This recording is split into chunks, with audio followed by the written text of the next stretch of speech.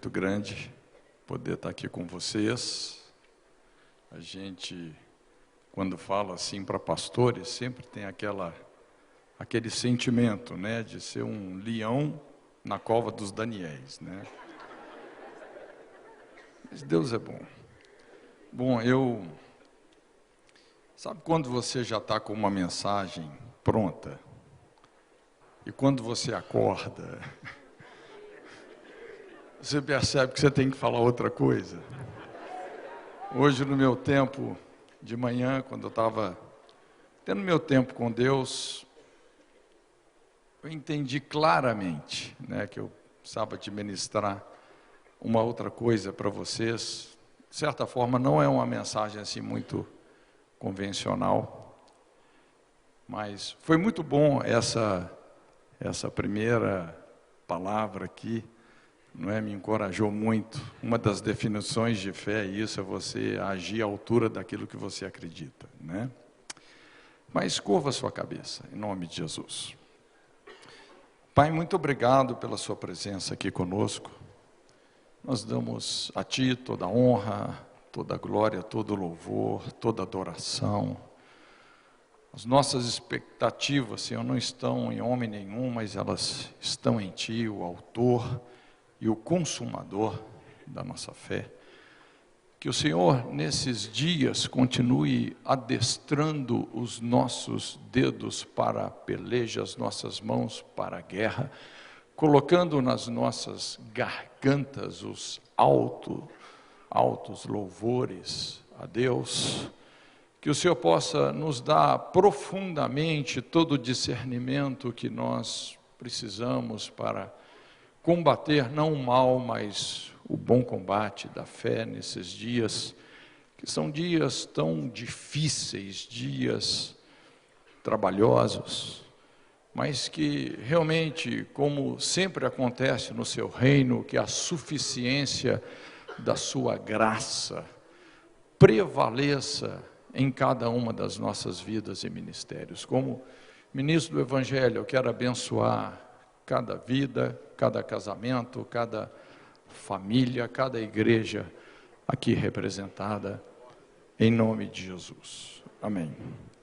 Eu gostaria de compartilhar com vocês um pouco sobre essa guerra cultural que nós estamos enfrentando. É interessante porque talvez aí há uns 8, 10 anos atrás, uma equipe de comunicação que assessorava a liderança nacional da Jocum fez uma pesquisa assim muito profunda, muito bem feita, acerca do perfil das pessoas que participavam da nossa organização. E como a Jocum realmente é não apenas uma organização internacional, mas essencialmente interdenominacional, nós acabamos tendo assim um retrato desse perfil, não é, da igreja. Uma das conclusões, inclusive estudamos os resultados dessa pesquisa por muito tempo, mas uma das conclusões, uma das constatações que nós chegamos é que nós temos uma mentalidade marxista, um coração animista e temos uma fé evangélica, né? Nós somos esse bicho aí. Bom, pelo menos a fé é evangélica. Mas desde então eu comecei a perceber como que a nossa fé, a nossa espiritualidade pode estar sujeita à contaminação. É interessante, o próprio Deus, naquela geração de Isaías, ele fala isso, assim como os céus são mais elevados do que a terra, assim os meus pensamentos são mais elevados que os vossos, os meus caminhos são mais elevados do que os vossos. Então eu comecei a perceber como que, apesar da maneira como a gente expressa a nossa espiritualidade, mas como que a nossa forma de pensar pode estar contaminada, distante, equivocada. E Isso, então, nos arremete, inclusive, por uma das principais perspectivas bíblicas, que é exatamente esse conceito, o conceito da cosmovisão, não é? A importância da epistemologia. A epistemologia é essa ciência, ou o estudo das lentes que nós usamos para interpretar a nossa realidade. E o delicado aí é que nós, apesar de enxergarmos através da nossa cosmovisão, nós não enxergamos a nossa cosmovisão. Você não consegue enxergar aquelas lentes que estão dentro do seu sistema óptico, nós enxergamos através delas. Então é impressionante como realmente isso pode comprometer muitas coisas. Eu tenho trabalhado, assim, uma das minhas ênfases no ministério, é o ministério do aconselhamento, onde a gente interage aí com os bastidores da vida de muitas pessoas. Então você acaba tendo realmente, assim, um conhecimento muito íntimo da verdade, na verdade, daquilo que está acontecendo. Seja numa perspectiva microsocial, não é? Mas você vai lidando tanto com o microsocial, que daqui a pouco você começa a ter uma perspectiva também muito clara do macrosocial. Então, quando a gente fala, né, a questão do animismo, que é muito infiltrado na nossa cultura evangélica, não é sobre isso que eu quero falar, mas é sobre essa constatação de uma mentalidade marxista. Na verdade, foi isso o que até me levou a mudar a mensagem aqui hoje, porque eu sempre, quando eu estou em dúvida sobre que mensagem ministrar, eu procuro, assim, pensar muito no momento que nós estamos vivendo. Aliás, é uma coisa que, de certa forma, eu sempre procuro praticar intencionalmente. Senhor, qual é o momento? Qual é o kairós? Qual é a palavra para esse tempo? Qual é a oração para esse tempo? Qual é o discernimento que nós temos que fazer para esses dias? Então, é interessante como muitas vezes o discernimento do momento espiritual realmente precisa de prevalecer. A Bíblia fala que para todo propósito há um tempo, há um modo, e o coração do sábio vai discernir o tempo e o modo. Eu procuro sempre estar bem conectado nesse sentido. E eu penso que isso realmente tem uma urgência muito grande, não é? É interessante quando a gente pensa nessa guerra cultural e dela vai depender o destino da próxima geração. Eu custei a acordar um pouco para isso, porque, de repente, o que, na verdade, começou no formato do que a gente conhece hoje como marxismo cultural, isso hoje está muito travestido de humanismo. Então, a gente sempre lidava com essa questão do humanismo, inclusive entendendo que essa é, por incrível que pareça, a ideologia que mais cresceu, não é? Humanismo é a ideologia que mais tem crescido, principalmente no mundo ocidental. Mas quando a gente vai percebendo, na verdade, as origens estão lá atrás, e tudo isso, na verdade, então está explodindo numa guerra que é totalmente aberta, já não é mais uma coisa assim oculta, não é? Mas é uma coisa explícita, não é mais o ocultismo, é literalmente o explicitismo, e é impressionante como, na verdade, esse inimigo, ele tem guerreado no campo ideológico, porque quando você fala em comunismo, a gente tende a pensar muito, inclusive em uso de armas, força, porque talvez foi a ideologia, o regime que mais assassinou pessoas na história da humanidade. Mas, na verdade, o que a gente observa é que essa batalha hoje é totalmente no campo ideológico. você pode prever o comportamento de uma pessoa ou grupo pela sua ideologia, não é? O nosso sistema de crenças são como raízes que determinam a espécie da árvore, o tipo do fruto, não é? E realmente isso é muito chave. Você quer realmente prever como vai ser o futuro ou a tendência comportamental, é você realmente discernir o sistema de crenças, a cosmovisão. E obviamente nós temos esse grande desafio que é discipular a nossa geração.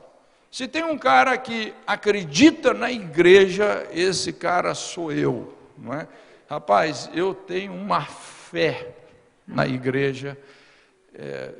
Eu não sei se é porque a gente vai em tanto lugar e a gente vê tanta coisa linda que Deus está fazendo, mas independentemente de qualquer coisa, a igreja é vencedora, ela é a coluna e a firmeza da verdade. Mas quando nós olhamos para a nossa geração, gente, a nossa nação literalmente sangra, a família sangra. Nós temos perdido realmente muita gente nessa guerra cultural, não é? Então, só passo o próximo. Eu vou tentar ser assim bem objetivo, né? Porque esse assunto realmente é muito amplo. Mas aqui está mais ou menos o mapa do que eu quero falar com você, né? De forma bem objetiva, essa guerra entre a cultura judaico-cristã e o que se conhece hoje aí como sendo o marxismo cultural. Depois, se vocês quiserem ter acesso a esse PowerPoint, pode pegar, né? Tudo é nosso, nós somos de Cristo e Cristo de Deus, né? Está na roda. Então, bem rapidamente ali, não é? Nós vamos ver 9 discernimentos. As leis absolutas, o relativismo moral. Segundo ponto, a base da sociedade e a família, na cultura judaico-cristã. No marxismo cultural, o Estado em detrimento da família. Terceiro ponto, ideologia do sexo versus ideologia de gênero, mentalidade da abundância versus cultura do desincentivo, cooperação entre classes versus luta de classes, desenvolvimento comunitário versus assistencialismo, livre comércio versus burocratização, liberdade com responsabilidade versus o coitadismo, né, a cultura da impunidade, e, por fim, autoridades concentrada no povo, autoridade concentrada no governo. Então, vamos caminhar um pouco nisso aí, tá? O primeiro ponto, a gente vê esse contraste entre a cultura judaico-cristã e o marxismo cultural, leis absolutas versus esse relativismo moral, não é? Pode passar o outro. As leis, quando a gente tem essa perspectiva da cultura judaico-cristã, você vai perceber que esse mundo não é o resultado de um acaso, não é? Muito pelo contrário, existe um Deus com uma mente infinitamente inteligente que criou todas as coisas e sustenta todas elas pela força do seu poder. Nós temos um mundo que em todas as suas dimensões são governados por leis, por princípios. E Jesus fala, passarão os céus e a terra, mas as minhas palavras jamais passarão, não é? Inclusive, aqui reside o verdadeiro conceito de hegemonia. Essa palavra hegemonia, que a gente usa em muitos contextos, na verdade, o contexto original dela é o conhecimento do conjunto de leis que governam o mundo moral. As leis que governam o mundo moral. E é interessante, como a gente até fala aqui, quando você conhece essas leis que governam o mundo moral, o futuro torna-se previsível. Quando você estuda na Bíblia sobre ministério profético, a essência do ministério profético, veja bem, não é que o futuro já existe, você está vendo o futuro, não é isso. Quando você conhece as regras do jogo, quando você conhece as leis espirituais, morais, que governam esse universo pela atitude, pelas escolhas que uma pessoa está fazendo aqui e agora, o futuro dela é previsível. De Deus não se zomba. Aquilo que o homem semear, ele ceifará. A soberba precede a destruição. Eu não vou ficar surpreendido de uma pessoa que pratica arrogância ser destruída, porque isso é previsível. Então nós temos na cultura judaica cristã, nós temos essas leis que são absolutas, não é? A vida é sagrada.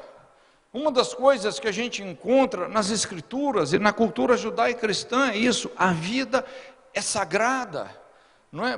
Por quê? Porque nós fomos criados à imagem e semelhança de Deus.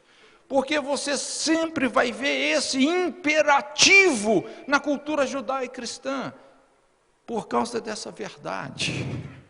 Nós somos imagem e semelhança do nosso Criador. A sua vida, a minha vida, a vida de qualquer pessoa é sagrada, precisa ser defendida. Agora, no marxismo cultural, o que nós temos é esse relativismo moral, não é? É o que se conhece filosoficamente aí como humanismo ateístico, ou seja, não existe Deus, não existe certo e errado, não existe pecado, não existe julgamento final. Na verdade, o Estado é Deus. O Estado é Deus. Eu já tive várias vezes na Rússia. Uma das vezes que estávamos ali na Praça Vermelha em Moscou, é muito curioso, porque ali tem o famoso mausoléu de Lenin. Então é um lugar, de certa forma, aberto para visita. E nesse dia fomos lá visitar esse mausoléu de Lenin. E é impressionante o clima religioso que tem naquele ambiente. Quando nós entramos ali, eu estava com um pastor, eu fui comentar alguma coisa com ele, de repente, então havia o lugar ali todo policiado, alguém já mandou a gente calar a boca, aquela coisa assim, e está lá o cadáver de Lenin embalsamado. Ali eu comecei a entender uma coisa, que aquele comunismo é uma religião. Eu lembro, um dos pastores na Rússia, ele até fez um comentário assim, ele falou: olha, o comunismo, na verdade, ele só vai acabar quando eles enterrarem aquele defunto. E ali eu comecei a entender isso como, na verdade, assim, é a deificação do Estado. O que é pecado? É perder a eleição. Então, no marxismo cultural, nesse relativismo moral, nessa permissividade, talvez essa seja uma das principais modalidades de perseguição. Lógico, nada tão terrível como uma perseguição política, mas quando você pensa na permissividade moral, essa coisa que não tem mais pecado, as pessoas já não chamam mais o pecado de pecado, elas chamam assim, de fraqueza. Ah, pastor, tem uma fraqueza. Eu vejo uma mulher, rapaz, eu caio com ela, porque, puxa vida, eu tenho uma fraqueza. Não é? Aí vem toda essa permissividade. Então, no relativismo moral, nós somos um produto da evolução, é essa antilógica do evolucionismo.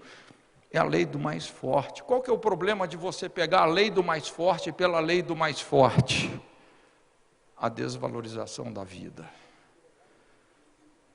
Aborto, eutanásia, o infanticídio indígena, tantas coisas assim.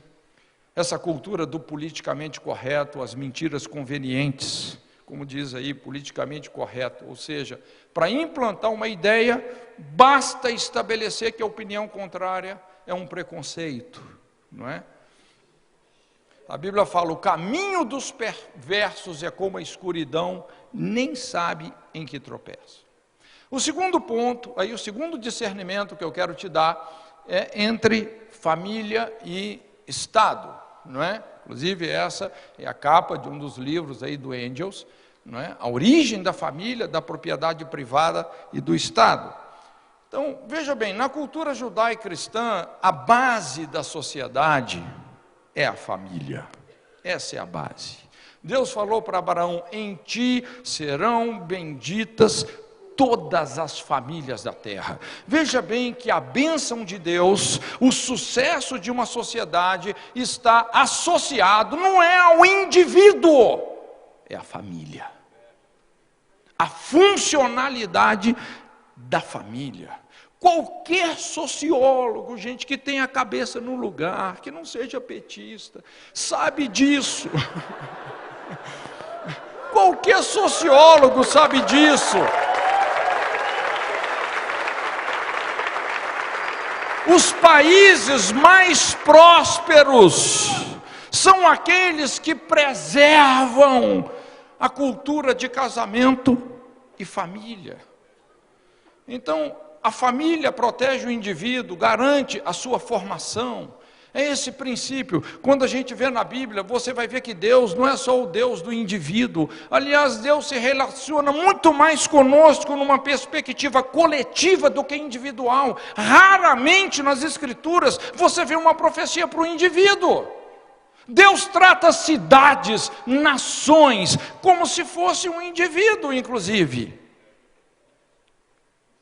Então, ele se relaciona conosco numa dinâmica geracional, dinástica. A casa de Jacó, o povo de Israel. Deus falou para um homem, farei de ti pai de muitas nações. Quando a gente estuda muitas histórias bíblicas, por exemplo, você pode observar que as maiores tragédias da humanidade começaram aonde? Na destruição de uma família. Por que nós temos essa guerra do terror entre os povos islâmicos e a sociedade judaico-cristã? Onde que isso começou? No divórcio de Abraão. Aliás, no casamento de Abraão com o Egito. Sarai foi para a cama de Faraó, Agar, a egípcia, foi para a cama de Abraão. Isso redundou num divórcio, num repúdio. Os descendentes de Ismael serão como jumentos bravos, habitarão defronte das tendas de Isaque, haverá contenda entre eles para sempre.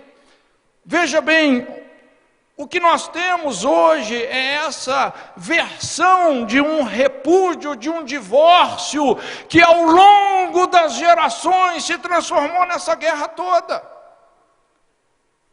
Quando você estuda sobre a descendência de Ló, a descendência de Esaú, povos que foram literalmente destruídos. Onde que a coisa começou? Sempre na família.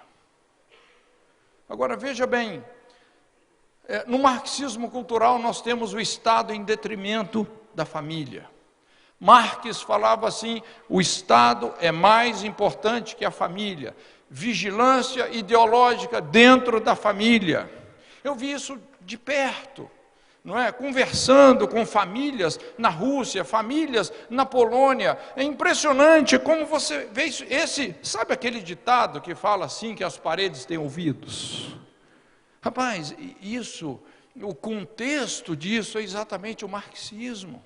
Esse patrulhamento ideológico dentro da família, porque o importante não é a família, o importante é o Estado, é o endeusamento do Estado, família e propriedade nas mãos do Estado.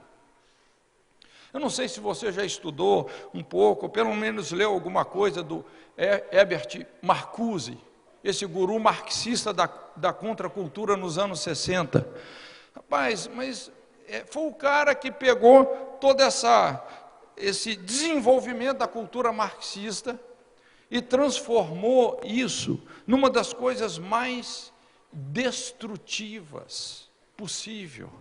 Porque o alvo dele, na verdade, não era tanto promover o marxismo, mas o alvo dele era destruir as bases da cultura judaico-cristã. O que nós podemos fazer para destruir a igreja? O que nós podemos fazer para construir uma cultura anticristã? Então ele descobriu: não faça guerra, faça amor. Uma cultura anti-aliança, anti-compromisso, ninguém é de ninguém, todo mundo é de todo mundo, não é? Então ele, na verdade, estava propondo exatamente uma ideia totalmente permissiva. O Gramsci, que é também um dos filósofos fundamentais na construção dessa cultura, o que ele fala? A família oprime o indivíduo, impede a sua felicidade. A família te reprime, a família te limita. Inclusive desses pensamentos é que veio o feminismo, não é? Essa revolução feminista, porque ele dizia: olha, a família reprime a mulher, não é? Então ele pregava abertamente. Lógico, eu penso, é até importante, de certa forma, a independência financeira da mulher, mas a ênfase maior estava na independência sexual. Então, você tem que ser livre, não é? Você lembra quando aqueles 50 milhões de americanos voltam da Segunda Guerra Mundial para o seu país? Eles agora se deparam com uma outra mulher sexualmente livre. Qual foi o resultado disso? A geração dos baby boomers, o boom dos bebês, aquelas crianças que nasceram de 46 a 64, os filhos da morte do casamento, os filhos da libertinagem sexual da mulher, que foram os protagonistas nos anos 60, de toda aquela imoralidade que culminou em Woodstock, a cultura do divórcio.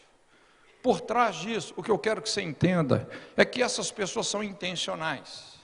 Elas querem realmente, elas estão fazendo de tudo, elas estão militando nesse sentido, não é? Terceiro discernimento é a ideologia do sexo versus a ideologia do gênero. Veja bem como essas mentes vão produzindo estratégias nessa. É uma guerra realmente, não é? Então, quando a gente olha para a cultura judaico-cristã, nós temos aí a ideologia do sexo, lógico. A sexualidade é o principal pilar da identidade humana. Criou, pois, Deus o homem à sua imagem e semelhança, macho e fêmea os criou. Então, macho e fêmea é criação. Isso é criação. Obviamente, essa é a primeira pergunta na vida de qualquer indivíduo. A primeira pergunta, a base da identidade, inclusive, não é qual é o nome, mas é qual é o sexo.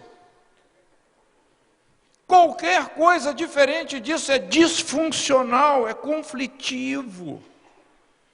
Quando a gente olha hoje todos esses problemas no campo da sexualidade, puxa vida, a gente tem que lidar diretamente com isso, mas é importante você entender algo, na verdade, porque quando você vê, por exemplo, uma criança que na mais tenra infância começa a sofrer disso, essa latência, uma tendência homossexual, você já vê todos os trejeitos da homossexualidade.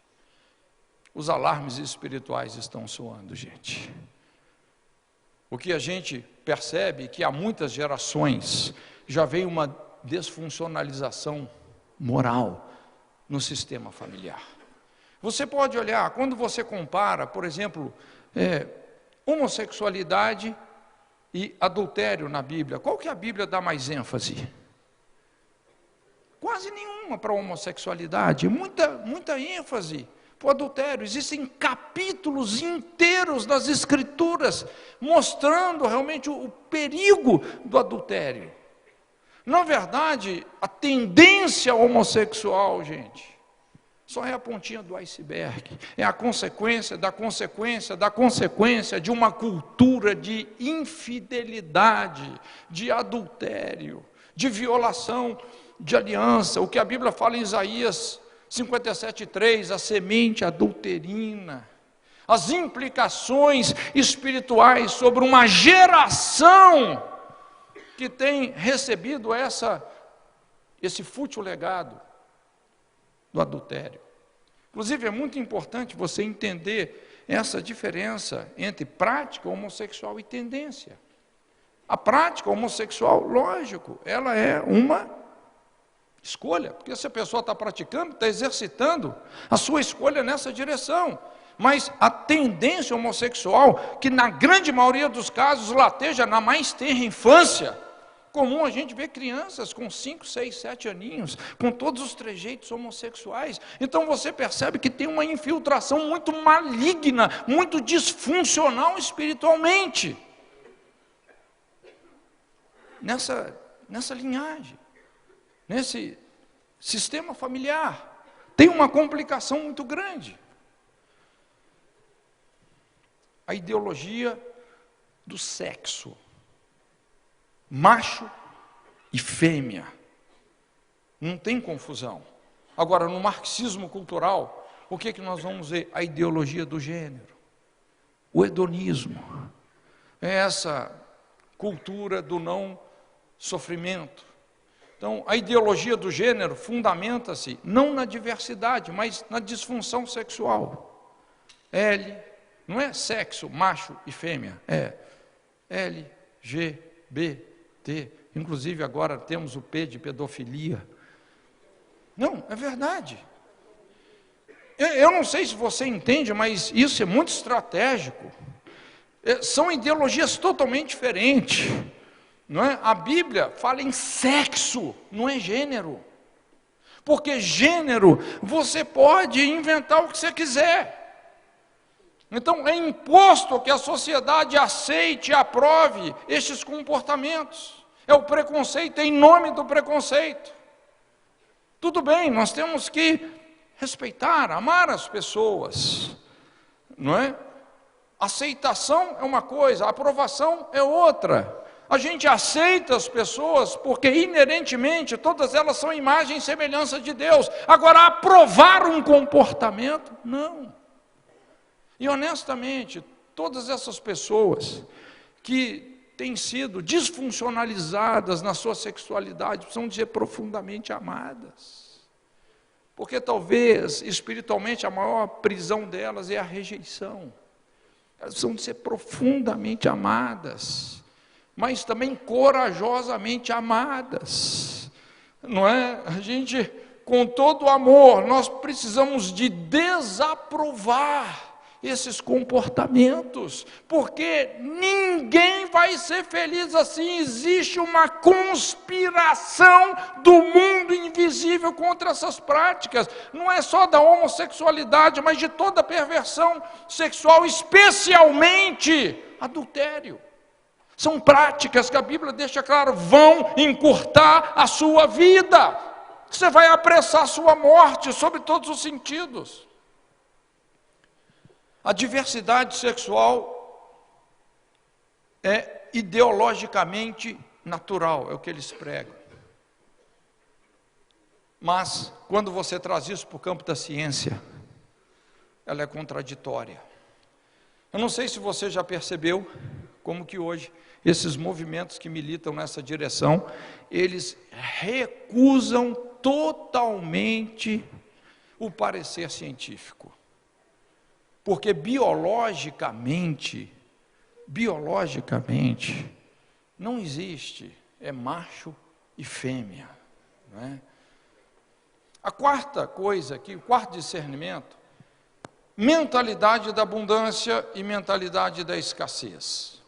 Na cultura judaica e cristã, essa mentalidade da abundância, obviamente Deus tem muito para todos, os recursos são inesgotáveis. É impressionante, né, quando Jesus conta aquela a parábola do bom samaritano, eu gosto daquilo, né? Eu tenho até um estudo ali sobre aquela semente que caiu em boa terra, porque a Bíblia fala essa parábola em Mateus, Marcos e Lucas. Então, o que caiu, a semente que caiu em boa terra nas três perspectivas desses evangelistas? Mateus fala, aqui caiu em boa terra, são aqueles que ouvem e compreendem, e produzem fruto, a 100, 60, 30 por um. Marcos fala, o que caiu em boa terra são os que ouvem e recebem, e produz a 30, 60 e 100 por um. Lucas fala, a semente que caiu em boa terra são aqueles que ouvem e conservam, e produzem fruto com perseverança. Mas o aspecto aqui é exatamente esse, é o resultado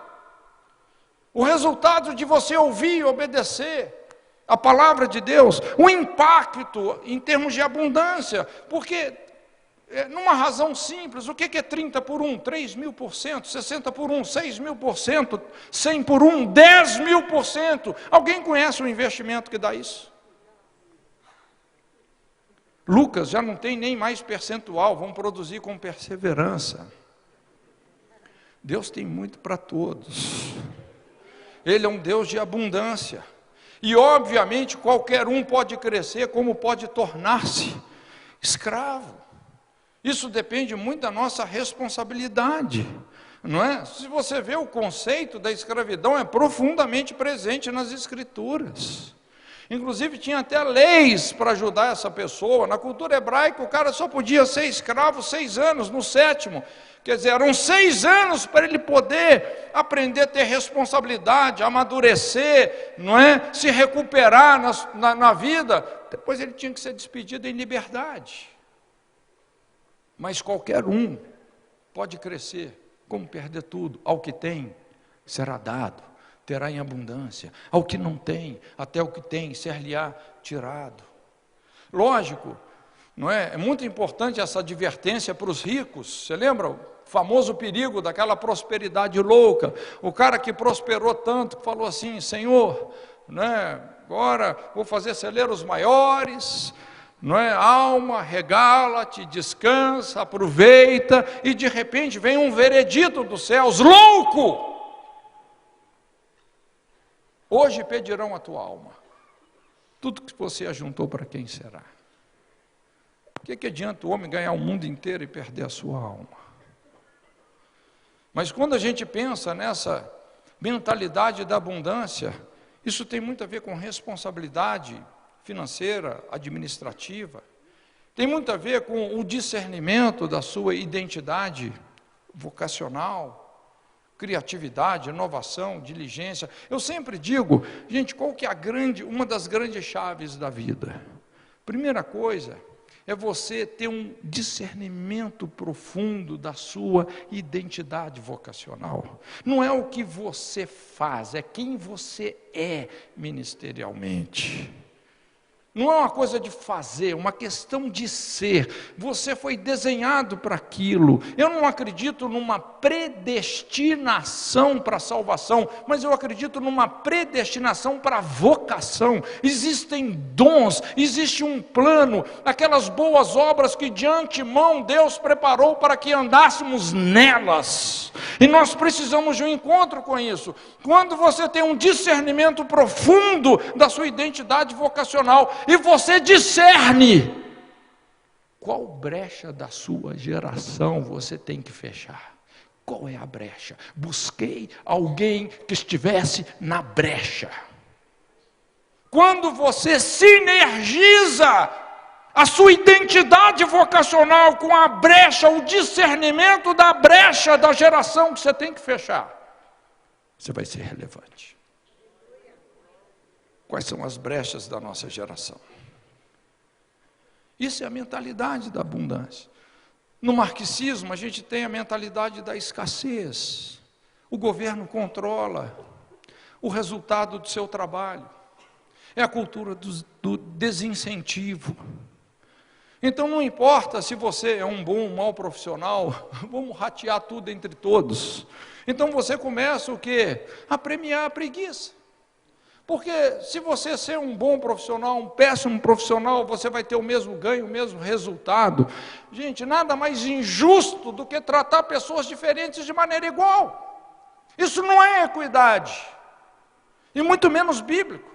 Jesus não foi um marxista, muito pelo contrário, não é? Como nós falamos, ao que tem será dado, ao que não tem, até o que tem será tirado. Lá na parábola dos talentos, é Jesus falando sobre gente que enterra o talento, que vai para um lugar de trevas exteriores. Muitas vezes, gente, nós é que colocamos a nossa cama no inferno, com a nossa irresponsabilidade. Então, no marxismo, o seu nível financeiro não vem pelo seu empenho, vem pelo governo. Ou seja, vale a pena depender do governo. Nós não podemos premiar o comodismo. É a mentalidade da escassez. Próximo discernimento é a cooperação entre classes e a luta de classes. Veja bem, na cultura judaico-cristã, nós temos muito essa dinâmica. É difícil a gente resumir essas coisas em poucas palavras, não é? Mas a gente percebe muito isso, essa dinâmica entre o investidor, o empreendedor e o trabalhador, não é? E de certa forma você pode enxergar isso até como uma escada, não é? Veja bem, a essência do que eu quero dizer, não é? É que na cultura judaico-cristã, os ricos, as pessoas que venceram mais, superaram mais, eles precisam ser encarados como os elevadores sociais. É o elevador social. Inclusive, em alguns modelos, até socialistas mais avançados, como na França, o rico é visto como o quê? Um elevador social. Não é? Então, vamos dizer, se não fosse pelas possibilidades que uma pessoa mais rica, as oportunidades que ela cria, dificilmente os pobres iriam subir de vida. Eu não sei quantos já viram aquele gráfico, né, conhecido como taco de golfe, que tem como divisor de águas a Revolução Industrial. Até a Revolução Industrial, gente, o nível de vida, não é, assim, de qualidade de vida, financeiramente, em vários aspectos, era super baixo. Chega na Revolução Industrial, ele faz assim, ó. Ele levanta. Então, como é que acontece? Nós temos lá na base, nós temos uma gráfica, só te dando um exemplo. É um rapaz que trabalha na parte de assistência técnica, né, eletrônica, com as máquinas. Esse cara trabalhava numa empresa, o dono da empresa, conheço, amigo meu, cara também muito bem de vida, muito rico. E esse rapaz, um engenheiro novo, não é? Mas pensa num cara esforçado, trabalhador, que está sempre aprendendo, crescendo, que, puxa vida, o cara prestativo. Então, é lógico, ele trabalhou lá um tempo, depois ele acabou saindo dessa empresa e já abriu a dele. E hoje a gente vê que esse cara que antes era, assim, financeiramente falando, estava lá embaixo, eu acho que hoje ele está até mais rico do que o dono daquela empresa que ele trabalhou. Se não fosse pelo sucesso do patrão dele, ele não teria chegado no sucesso que ele chegou nunca. Então, como é que a coisa funciona? Não é? Essa sequência. Quando você trabalha num lugar, e se você faz o que você gosta, lógico, você está ali servindo, você está ali como um empregado, mas de repente você vai ganhando uma perspectiva empreendedora. E daqui a pouco, não é? As oportunidades de investimento vão surgir e você vai galgar lugares que você jamais tinha chegado antes. Então o rico é a solução para o pobre, de certa forma. A base do conceito bíblico de riqueza é isso, generosidade. No literal, generosidade significa você ter bons olhos. Quem que é o generoso? É aquela pessoa que se alegra com a prosperidade alheia. Eu tenho lá alguns funcionários, tem um funcionário meu, não é? Cara muito trabalhador, pensa num cara, e ele mesmo fora de horário, ele está fazendo as coisas. Eu falei, olha, se você quiser pegar alguns bicos aí, você pode pegar. E o cara, assim, está dando tão certo, que aí eu vi que ele ficou assim com um certo receio, né? Falou, puxa vida, né? Que ele já estava comprando as ferramentas dele, os negócios dele, ele já estava com medo assim, né? Deu até mandar ele embora por causa disso. Eu falei, não, cara, eu quero o seu sucesso. O seu sucesso é a minha alegria, não é? Esse é o coração. Agora, na luta de classes, o rico é a desgraça do pobre. O governo é um nivelador social. Destruindo os ricos, o que vai acontecer? Os pobres ficam ainda mais desamparados. Cuba, Venezuela. Outro dia eu estava lá em Miami, um amigo meu, Ricardo Robortello, a gente andando lá por Miami, ele falou, Corte, aqui esse bairro aqui, ó, são só os venezuelanos. A elite de Venezuela que fazia, que sustentava a economia da nação, foi toda para lá. Aí a classe média vai para o Chile, Colômbia, e a classe baixa agora corre para o Brasil, atravessa a fronteira a pé. Mas é o que está acontecendo. Então, veja bem, gente, governo não gera riqueza, só gasta. Quando o governo elimina os ricos, quem vai ocupar o lugar dos ricos? Ele! Ele que é o lugar dos ricos. Então, destruir os ricos é você matar a galinha dos ovos de ouro, a sustentabilidade. Quanto mais gente rica você tem numa sociedade, mais possibilidade o pobre tem de subir de vida. Deus tem muito para todos, funciona assim. Quem é a desgraça do povo? É a corrupção, o corrupto. O corrupto é que é a desgraça do pobre, seja ele político, seja ele empresário, seja ele banqueiro, ou seja ele pobre. Corrupção. Destruir os ricos é um suicídio econômico. Sexto discernimento, vamos lá, rapidinho. Desenvolvimento social e assistencialismo eleitoreiro. Gente, principalmente na Jocum, como o Jocum está presente em mais de 170 países, e a gente trabalha com muita gente pobre, muita gente necessitada, não é? Você vai aprendendo muita coisa. E normalmente, como igreja, qual que é a nossa tendência? É uma tendência muito assistencialista. Você já percebeu? Agora, talvez em Jocum, por tantas, vamos dizer assim, tantas quebradas de cara, nós entendemos, puxa vida, o que nós precisamos? Desenvolvimento comunitário. Inclusive, nós temos uma escola na Jocum, só desenvolvimento comunitário. Desenvolvimento comunitário, a pessoa que você está ajudando, ela tem que ser responsabilizada, ela tem que ser parte da solução que você está propondo, ela tem que abraçar o desafio. Então a gente vê aí honestidade e respeito como base de um povo forte, não é?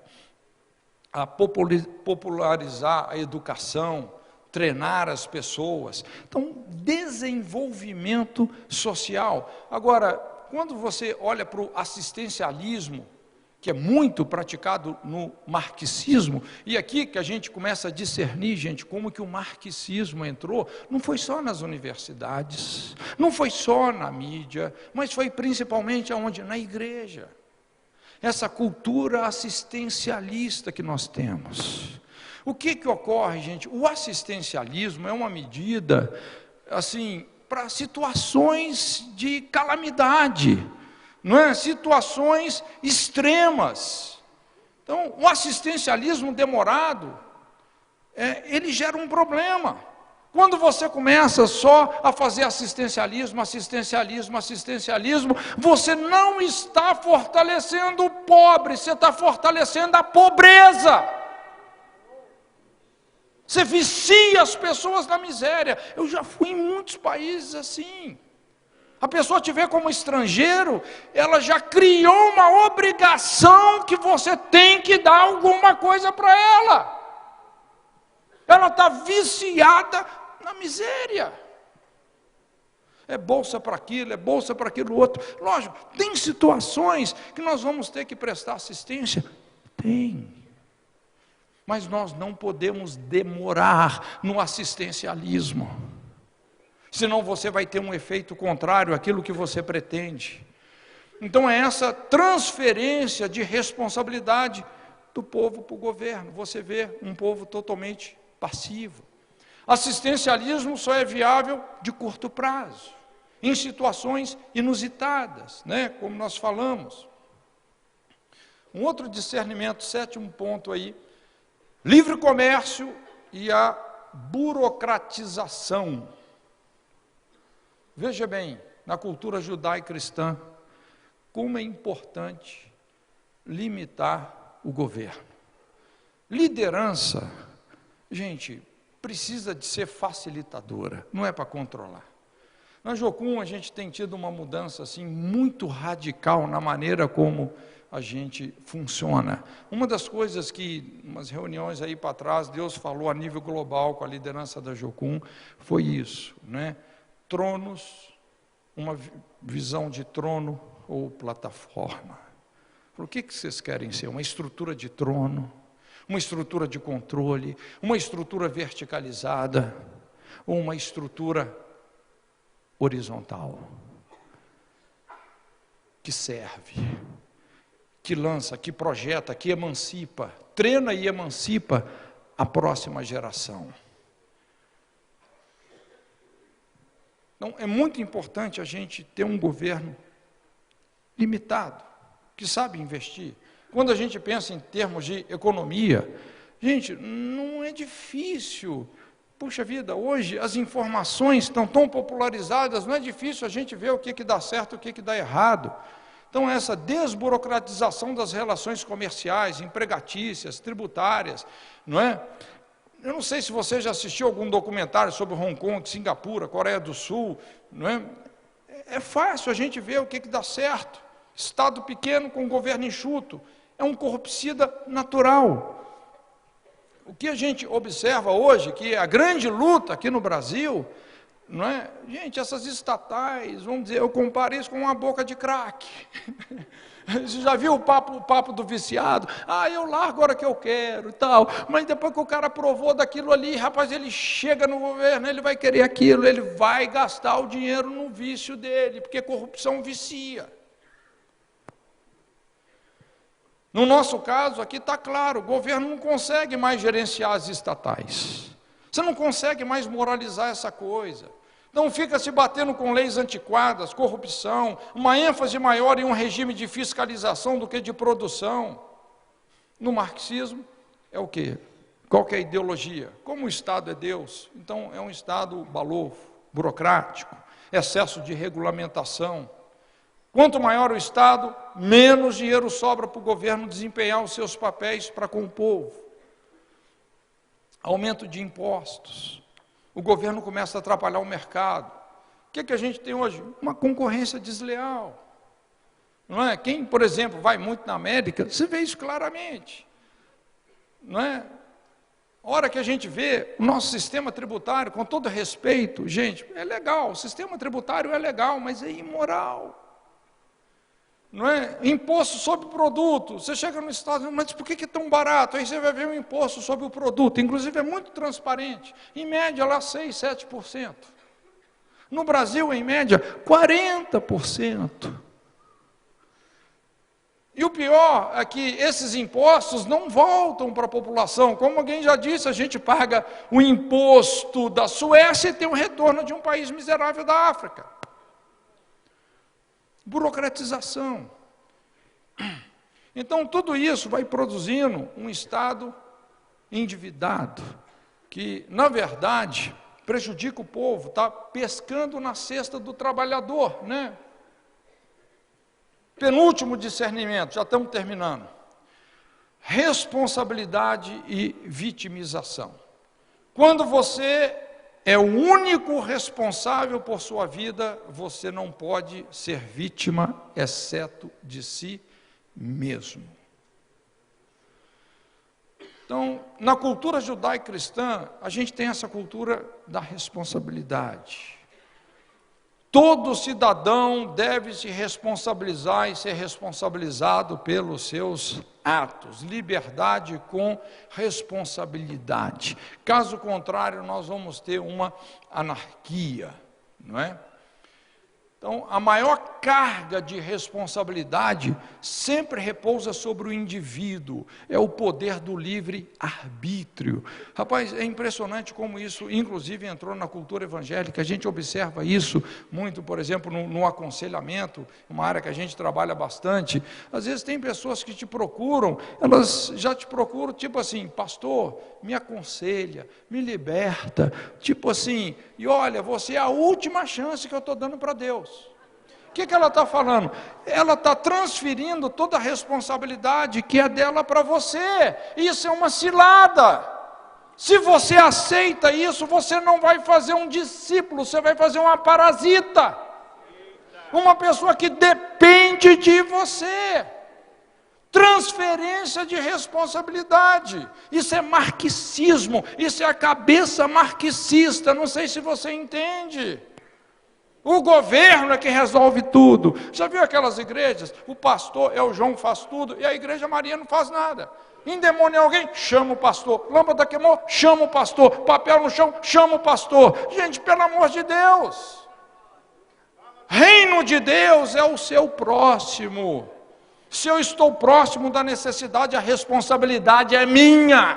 Eu vou fazer a diferença. Vós tendes a unção do santo. Não é isso?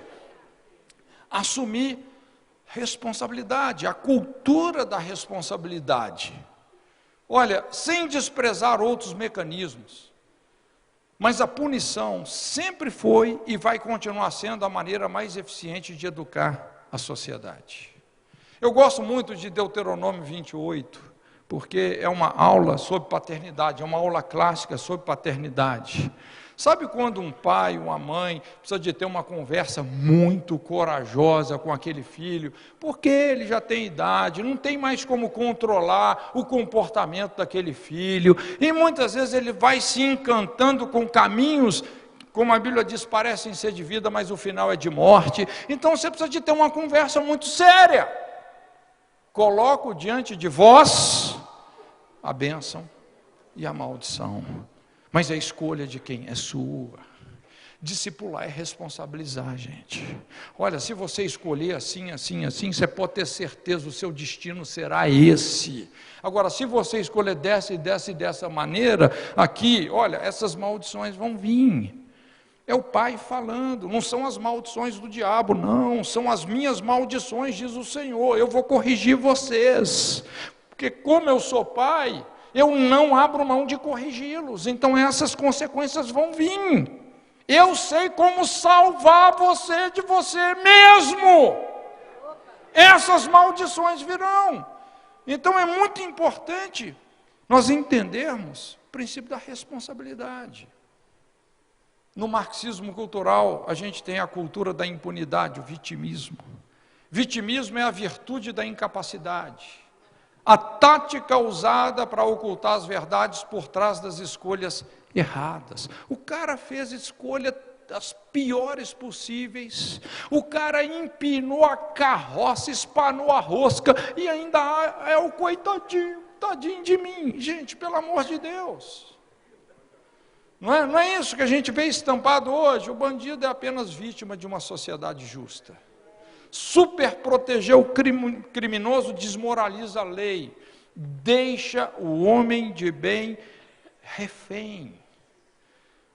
Essa superproteção das minorias, gente, isso só reforça o preconceito, não é? Aquele antigo dilema de Ezequiel 18, não é? Os pais comeram uvas verdes, os dentes dos filhos embotaram. Se você, apesar de Deus ter proibido o ditado, gente, pensa num ditado que é certo. O problema é a interpretação que eles estavam dando para esse ditado. Lógico que as imaturidades, ou seja, as uvas verdes dos pais, vão causar um sabor amargo na vida dos filhos? Lógico que sim. Agora, o que aquela geração estava fazendo? Se vitimizando, fazendo da idolatria dos pais um pretexto para a idolatria deles. Qual que é o resultado? Castigo. Foram para o castigo. O contexto é uma geração desterrada, que praticou tanta idolatria que a terra ficou sick, adoeceu, vomitou. Deus não aceita esse vitimismo.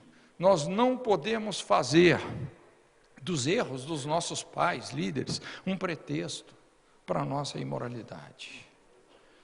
E para terminar, essa questão do fortalecimento do povo e a unificação do poder. Quando os justos florescem, o governo se alegra. Quando os ímpios governam, o povo geme. Um povo consciente é o maior medo de um governo mal intencionado. Na cultura judaico-cristã, a autoridade está concentrada no povo. O temor de Deus, caráter, excelência em tudo, confiança. No ano passado, a gente estava lá na Reforma, em Wittenberg, depois fomos ali também para Genebra, né? Tivemos lá com o Tom Blumer, uma aula assim sobre a história da Reforma lá em Genebra. É muito lindo. Mas uma das coisas que mais me chamou a atenção é que Calvino, ele inventou o famoso conceito do segundo, né? A Suíça assim tem essa tradição, né? A terra do relógio e tal, né? Mas ele inventou o conceito do segundo, exatamente porque ele falava assim: olha, cada segundo conta para Deus, os céus nos assistem, os céus estão nos assistindo, existe um mundo espiritual, uma nuvem de testemunha que nos assistem, não é? Você tem que ser crente, não é só no momento do culto, cada segundo conta para Deus. Cada segundo vai ser projetado na nossa eternidade. Paulo fala: a nossa leve, momentânea tribulação produz um peso eterno de glória muito excelente, um peso eterno. Temor de Deus. Uma igreja que educa, escolas que profissionalizam. Essa foi a nossa herança da Reforma. Sistematizar o ensino. Não é só ter aquele evangelho que é um ticket para você entrar no céu. Na verdade, o evangelho não é você ir para o céu, é o céu vir para a terra. Apocalipse, gente, não é o fim do mundo, é a redenção dessa terra. O que nós perdemos em Gênesis vai ser redimido. Essa desconexão que o pecado causou, ela vai ser redimida. Então, a autoridade concentrada no povo, poder de voto, o povo é esclarecido, bem representado. Inclusive, por que eu estou te falando essas coisas? Eu quero te dar discernimento, porque é uma guerra aberta. Rapaz, se tem uma coisa que nós temos que saber, é votar. Quem são os nossos representantes? A família é o antídoto natural contra a marginalidade. Gente, como é que você acaba com a marginalidade? Olha, eu me preocupo muito com uma questão, como dar respostas espirituais para os dilemas sociológicos. Eu já estudei muito sobre espiritualidade e sociologia. Sabe a conclusão que eu cheguei? Nós podemos resumir a cura de qualquer sociedade numa única palavra: casamento. Você quer curar uma sociedade? Casamento. Quando você estuda as tragédias sociais, quando você vê toda essa coisa de delinquência, violência, criminalidade, marginalidade, evasão escolar, tudo deriva de um casamento destruído. Você pode observar. Senão, gente, nós vamos ficar enxugando gelo. Você querer lidar com a criminalidade sem moralizar o casamento. Nós vamos ficar enxugando gelo, nós precisamos de uma revolução moral. E a igreja é a protagonista desse movimento. Somos nós, é conosco isso. Então, autoridade concentrada no povo. Direito à propriedade, direito a defender a sua propriedade. E no marxismo, o que a gente vê? Unificação do poder. Eu não sei quantos já ouviram falar aí no Fórum de São Paulo. Quer dizer, uma política internacional de caráter ideológico, escola de caráter ideológico, mídia com caráter ideológico, movimento de militância popular, população desarmada. Quer dizer, tudo isso faz sentido para eles. Por que esse cara, o Antônio Gramsci, qual foi o grande sofisma desse cara? Porque ele tirou, vamos dizer, a batalha do campo de guerra e trouxe para o campo ideológico. Você não tem que tomar quartéis, você tem que tomar as universidades. Você tem que trabalhar na mentalidade daqueles que serão os futuros formadores de opinião. Hoje, gente, o que aconteceu com as nossas universidades? Num certo sentido, dá medo você colocar um filho numa universidade. É impressionante, não é? O caráter ideológico. E como é uma guerra, realmente é uma batalha nesse sentido. Então, eu gostaria de deixar essas informações com você, não é? E que Deus te dê graça, que Deus me dê graça, para que nós possamos fazer a diferença nos nossos dias. É uma guerra aberta, não se iluda, é uma guerra aberta, é uma guerra ideológica. Pela ideologia de um candidato político, você pode prever, é previsível o comportamento, como vai ser o governo, é previsível, não é? Então nós precisamos de entrar nessa batalha com muita graça, com muito discernimento. Deus está levantando uma igreja que é coluna e firmeza da verdade, uma igreja poderosa, e com certeza ela vai prevalecer. Curva sua cabeça um pouquinho. Pai, muito obrigado por cada vida preciosa que está aqui. Só o Senhor sabe o preço que esses homens e essas mulheres têm pago no ministério, pelas famílias, pela salvação, pela redenção das pessoas, pela salvação e pela redenção de cidades. Só o Senhor sabe. Obrigado, Senhor, por essas vidas tão preciosas. Obrigado mesmo. E juntos nós estabelecemos aqui um perímetro de unidade. E nós invocamos: venha o teu reino e seja feita a sua vontade nessa nação. Em nome de Jesus, nós colocamos como líderes, como intercessores, nós colocamos os nossos pés, primeiramente sobre o monte Ebal, e nós falamos que essa figueira do marxismo, todo aquilo que se levanta contra Deus, contra a família, toda ideologia maligna vai secar em nome de Jesus. E também colocamos os nossos pés sobre o monte de Gerizim e nós abençoamos: bendita é a tua igreja, um exército com bandeiras vai prevalecer nessa geração, vai fazer a diferença em nome de Jesus. Deus te abençoe.